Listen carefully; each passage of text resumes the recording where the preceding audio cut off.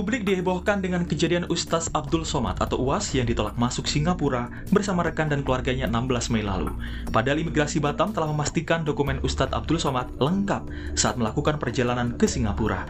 Menurut Kemenkumham, alasan ditolaknya Ustaz Abdul Somad merupakan kewenangan penuh dari otoritas Singapura.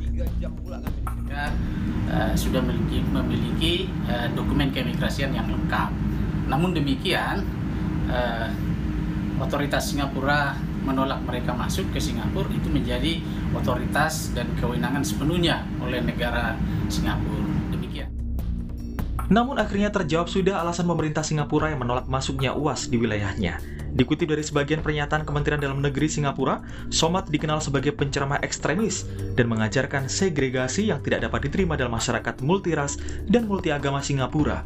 Misalnya, Somad telah mengkhotbahkan bahwa bom bunuh diri adalah sah dalam konteks Israel-Palestina dan dianggap sebagai operasi syahid. UAS pun mengklarifikasi pernyataan pemerintah Singapura. Menurutnya, ceramahnya disampaikan dalam menjawab pertanyaan jemaah di masjid. Martir bunuh diri, saya jelaskan itu konteks di Palestina. Ketika tentara Palestina tidak punya alat apapun untuk membalas serangan Israel. Dan itu bukan pendapat saya menjelaskan pendapat ulama. Dan konteksnya saya menyampaikan itu di dalam masjid. Menjawab pertanyaan. Assalamualaikum warahmatullahi wabarakatuh. Allahumma sholli ala Muhammad wa ali Muhammad. Qala Allah Ta'ala fil Qur'anil Karim, a'udzu billahi minasyaitonir rajim. Bismillahirrahmanirrahim. Ahasiban nasu an yutraku an yaqulu amanna wa hum la yuftanun. Sadaqallahul azim. Allah mengatakan di antara manusia itu dia mengatakan kami telah beriman padahal mereka belum diuji, kata Allah. Jadi kita kalau mengaku beriman itu sanggup setelah selesai ujian yang telah diuji oleh Allah Subhanahu wa Ta'ala. Berapa banyak, kata Allah, orang atau manusia yang mengaku dia beriman, bahkan mengaku dia ulama, tapi setelah diuji Allah gagal dia. Makanya kita jangan duluan kita mengatakan kita itu sudah beriman. Kalau kita lihat Rasulullah sallallahu alaihi wasallam, pada satu hari Rasulullah sallallahu alaihi wasallam pernah diusir orang, pernah dihina orang, pernah dicaci orang, bahkan pernah dilempar orang dengan kotoran. Bahkan malaikat sendiri pun tidak sabar. Sampai malaikat mengatakan, "Ya Rasulullah, izinkanlah aku ya Rasulullah untuk menghabiskan mereka." Rasulullah waktu itu menjawab, "Jangan malaikat, karena mereka itu tidak tahu tentang aku. Seandainya mereka tahu tentang aku, mana mungkin dia akan memperlakukan aku seperti itu." Begitu Rasulullah berjiwanya besar.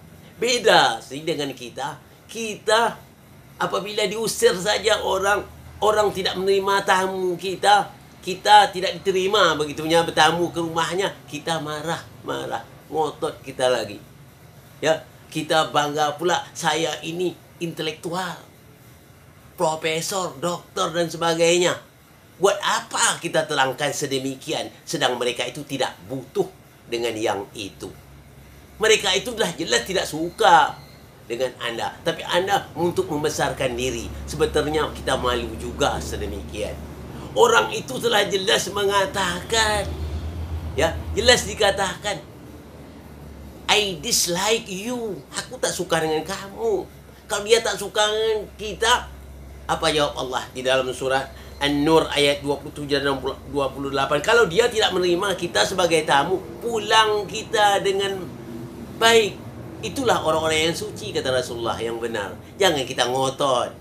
Ya, itu wajarlah. Itu hak dia, wewenang dia. Boleh dia menerima kita dan boleh dia menolak kita.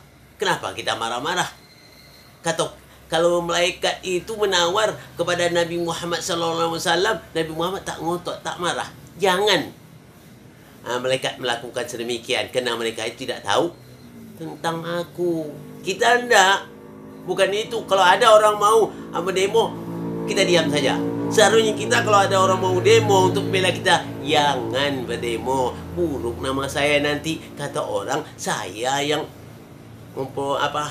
yang menganjurkan Anda berbuat demikian. Nah, itu kalau orang sudah benar, ya.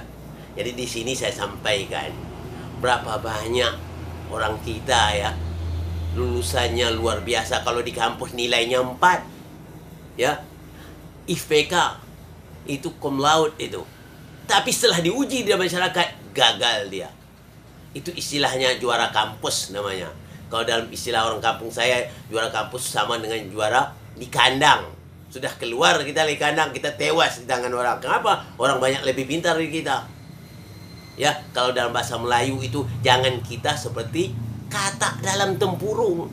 Kita menganggap sudah hebat, ternyata kita lihat yang lebih luas lagi, jauh ketinggalan kita. Nah, jadi di sini saya sampaikan supaya kita selalu sukses kita.